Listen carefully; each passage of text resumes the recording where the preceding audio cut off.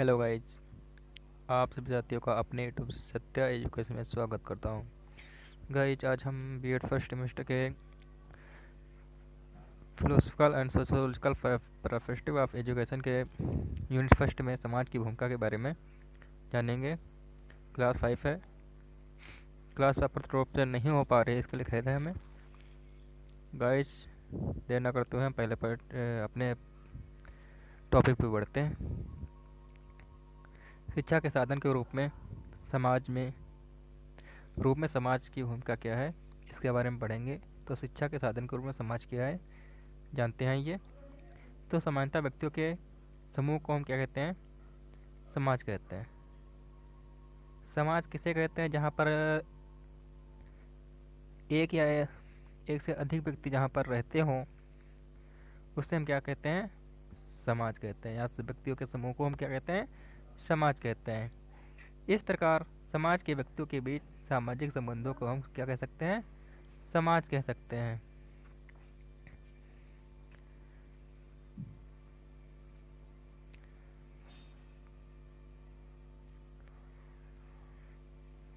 तो प्रत्येक समाज यह चाहता है कि प्रत्येक समाज का प्रत्येक व्यक्ति एक उपयोगी सदस्य व समाज का एक अच्छा नागरिक बने। इसके लिए क्या आवश्यक है? शिक्षा जो आवश्यक है ना।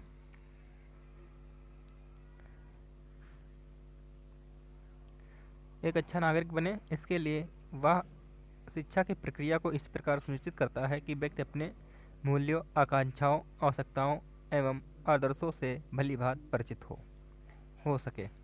इसमें बताया गया है कि जो भी हमारा समाज है, उसमें व्यक्तियों के समूह को हम समाज कहते हैं।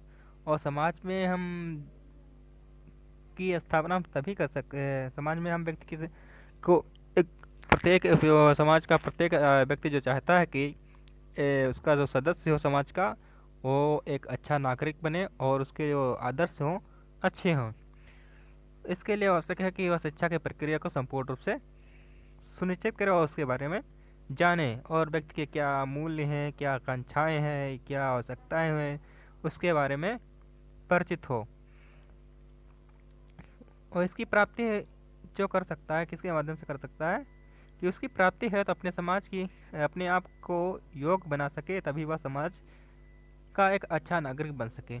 समाज का अच्छा नागरिक तभी बन सकता है जब शिक्षा के साधनों के रूप में समाज को अच्छी तरह से जानेगा, तभी उसको समाज का एक अच्छा नागरिक बन पाएगा। कि उसके आदर्श क्या हैं, उसके मूल्य क्या हैं, समाज के साथ कैसे व्यवहार करना चाहिए, समाज में कैसे उसको संयोजन रखना चाहिए, समाज की क्या समस्याएं हैं उसके बारे में जानना ही क्या हो, उसका बिहेवियर क्या है, इसके बारे में सब शिक्षा के द्वारा ही उसको समाज की जानकारी होती है। परिभाषा क्या है इसके द्वारा समाज की? तो टॉलकॉट पार्सन्स के अनुसार बताया गया समाज को उन मानवीय संबंधों की पूर्ण जटिलता के रूप में परिभाषित किया जा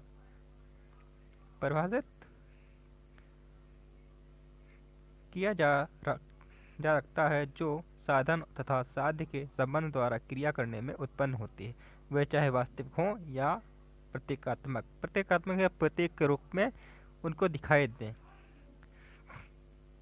तो इसमें यही बताया जा रहा है कि जो टालकॉट फर्गसन ने बताया है कि जो भी समाज में जो भी समाज में जो व्यक्ति रहते हैं, उनके मानवीय संबंधों की पूर्ण जटिलता के रूप में परिभाषित किया जा सकता है। समाज जो है शिक्षा के साधन के रूप में अपनी भूमिका निभाता है, जिसके द्वारा व्यक्ति जो होता है अपने आदर्शों को समझता है। भारतीय समाज का बालक की शिक्षा पर क्या प्रभाव पड़ता है? नंबर 1 पे आता है आपका पॉइंट, शिक्षा द्वारा लोकतांत्रिक मूल्यों एवं आदर्शों का विकास करना है। इसके द्वारा हम कह सकते हैं कि समाज में जो बालक रहते हैं, उनके लिए जो समाज में लोकतंत्र की स्थापना सफलता जिन आदर्शों मूल्यों पर निर्भर करती है, उनका प्रशिक्षण एवं विकास शिक्षा के द्वारा ही किया जाना चाहिए। इसमें बताया गया है कि आदर्शों और मूल्यों का जो मूल्य जो निर्भर करती हैं लोकतंत्र की सफलता पर, उनका जो विकास है शिक्षा के माध्यम से किया जाना चाहिए। लोकतंत्र के मूलभूत आदर्श और मूलभूत जो आदर्श है उनके निम्नलिखित पॉइंट हैं। पॉइंट नंबर 1, व्यक्ति के अस्तित्व को सम्मान देना चाहिए। व्यक्ति का जो अस्तित्व हो या व्यवहार हो या उसका करेक्टर हो उसको सम्मान देना चाहिए, क्योंकि कोई भी व्यक्ति ये नहीं चाहता कि उसके सम्मान को ठेस पहुंचे। दूसरा पॉइंट है नेतृत्व की क्षमता का विकास करना चाहिए। इससे जो है बालक की नेतृत्व क्षमता का विकास करना चाहिए। नेतृत्व जो एक नेता होता है वो अपने समाज को लेकर चलता है, उसके उस नेतृत्व का क्षमता का विकास करते हुए इसको सम्मान दें। तीसरा पॉइंट है सामाजिक कुशलता का उत्पन्न करना। सामाजिक कुशलता जो होती है, समाज के साथ कैसे व्यवहार करना चाहिए, समाज की समस्याएं कैसी होती हैं जो उनको निदान करना चाहिए, उसको भी उसकी सामाजिक कुशलता का विकास बालक के रूप में करना चाहिए। बालक के लिए देश की सांस्कृतिक एवं सभ्यता के प्रति आदर भाव रखना चाहिए। जो बालक हो उसको शिक्षा के द्वारा देश की संस्कृति जो हो, सभ्यता तो जो हो, उसके प्रति सम्मान आदर भाव रखने की भावना का विकास करना चाहिए। पांचवा पॉइंट है आपका परिवर्तन को समझाना व उसे स्वीकार करना। जो समाज है एक धीरे धीरे जैसे वातावरण का चेंजेस होता रहता है, परिवर्तन होता रहता है, उसी प्रकार समाज का भी परिवर्तन होता रहता है। उसे जैसे वातावरण को हम स्वीकार करते हैं, मान लो गर्मी के बाद सर्दी आती है, उसके बाद क्या आता है, उसी प्रकार हम समाज में जो भी चेंजेस होते हैं, प्रतिदिन चेंज होते रहते हैं, जो भी परिवर्तन होते हैं उसको स्वीकार करना चाहिए। जैसे एटमॉस्फेयर को हम स्वीकार करते हैं कि दूसरा पॉइंट है हमारा भारतीय समाज का बालक की शिक्षा के प्रभाव के रूप में प्रजातंत्र जो होता है, प्रजातंत्र को व्यवहार के रूप में प्रयोग करना चाहिए। इसमें बताया जा रहा है प्रजातंत्र जीवन यापन का एक तरीका होता है। जो प्रजातंत्र है, जीवन जीने के लिए जो भी तरीके होते हैं उनको एक साधन के रूप में हम प्रजातंत्र को मान सकते हैं। इसका आशय यही है कि प्रजातंत्र के उद्देश्य एवं मान्यताएं सिर्फ सैद्धांतिक रूप में ही स्वीकार नहीं करना चाहिए, वरन इसका जो है व्यवहारिक रूप में स्वीकार करें,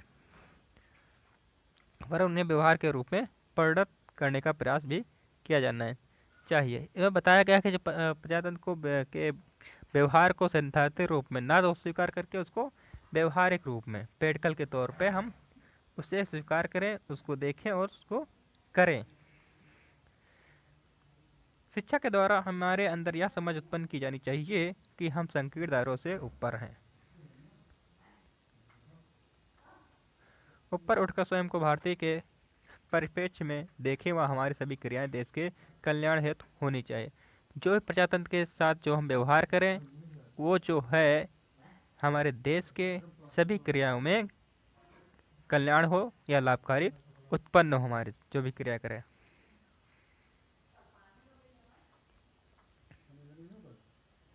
तीसरा पॉइंट है निःशुल्क एवं अनार्य प्राथमिक शिक्षा।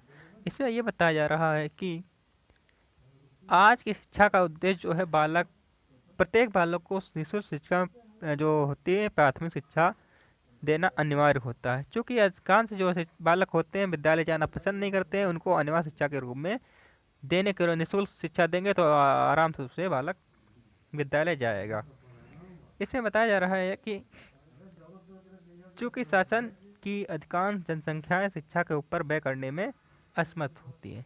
जो शासन होता है जो जो शिक्षा के ऊपर व्यय आता है उसको व्यय करने में संकोच या असमर्थ अपने आप को सामर्थ्य नहीं समझता है। इसलिए चाहिए कि देश की सरकार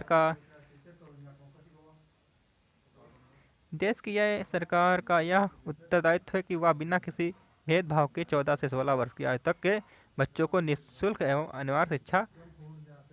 अनिवार्य प्राथमिक शिक्षा की व्यवस्था करे। चूँकि प्रजातंत्र की सफलता शिक्षित वर्ग पर ही निर्भर करती है।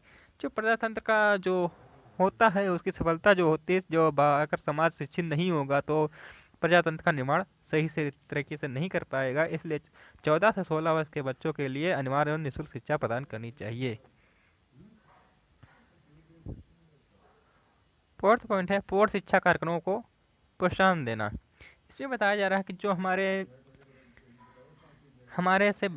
हमसे बुजुर्ग हो चुके हैं या जो शिक्षा छोड़ चुके हैं, उनको भी शिक्षा देने के लिए उचित साधन की व्यवस्था करनी चाहिए। उनको भी शिक्षा के लिए प्रोत्साहन करना चाहिए, जिससे कि वो भी शिक्षित हो सके। प्रजातंत्र में ऐसे पूर्ण शिक्षा संस्थाएं खोलनी चाहिए, जिससे कार्यक्रम चलाने चाहिए, जिससे कि वो हमारे जो बुजुर्ग हैं या पूर्ण शिक्षा कार्यक्रम में शिक्षित होकर पूर्ण व्यक्तियों को जागरूक कर सकें। इस कारण हमारा आवश्यकता है कि जिससे वह प्रजातांत्रिक व्यवस्था को समझे और उसमें अपना सहयोग प्रदान करें। अभी यही मैंने बताया ना, पूर्ण व्यक्तियों को जागरूक करना इसका कारण आवश्यक है, जिससे वह प्रजातांत्रिक व्यवस्था को समझे व उसमें अपना सहयोग देने में समर्थ हो सके। राष्ट्रीय चेतना को बढ़ावा देना, इसमें बताया गया राष्ट्रीय चेतना को। इसे इसका उद्देश्य है कि हम जो भी क्या कहते हैं, राष्ट्र के प्रति प्रेम भावना रखें। जो भी हम कार्य करें, राष्ट्र के प्रति आदर भाव रखें। राष्ट्र के प्रति किसी भी असामान्य शब्दों का न प्रयोग करें।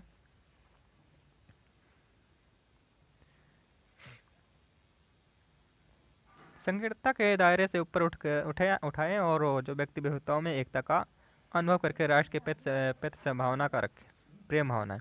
मतलब जो भी हमारे समाज या देश में रहते हैं, उनके बीच जो व्यक्ति विविधताएं जो होती हैं, उनको सभी को एक के रूप में, व्यक्तियों को एक साथ रख के भाई भाई का व्यवहार या फिर संबंध स्थापित करके राष्ट्र के प्रति प्रेम भावना का विकास करना चाहिए।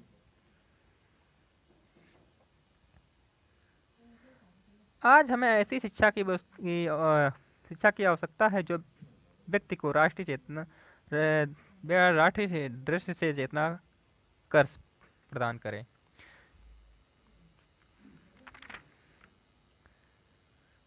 छठा पॉइंट है और लास्ट पॉइंट है इसमें कि भविष्य के प्रति आस्था उत्पन्न करना।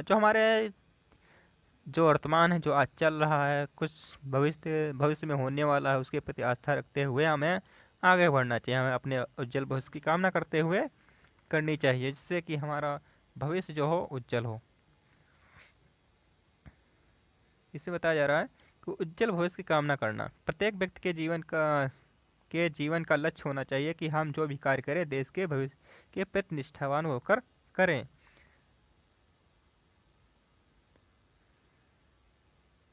और इसके लिए महत्वपूर्ण बात यह है कि हर वर्तमान की नींव को सुदृढ़ करें अजय, और जिस पर देश टिका हुआ है और भविष्य अटूट रहे।